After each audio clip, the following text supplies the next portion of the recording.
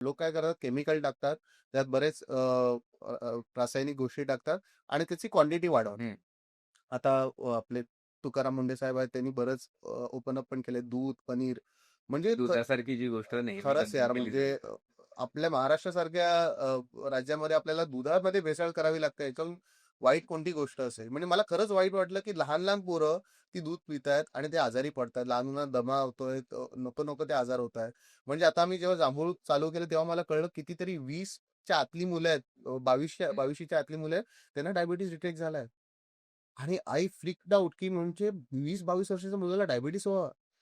पण हे कुठून प्रोडक्ट्सच कन्झ्युम असे होतात ना. तुम्ही दूध दूध दही पासून ही जर गोष्ट सुरू होणार असेल, कारण दूध ही अशी गोष्ट आहे जी घरात इझिली वापरलीच मिळते जाते. पण आणि आपल्याकडे. आणि त्याच्यात जर तुम्ही आणि घालताय ते काय, ते डिटर्जंट घालतायत, काय सल्फेट काय काय, म्हणजे अशी नाव होती, की मला असं वाटलं की, आणि मी दूध पिणं कमी केलं यार त्याच्यानंतर.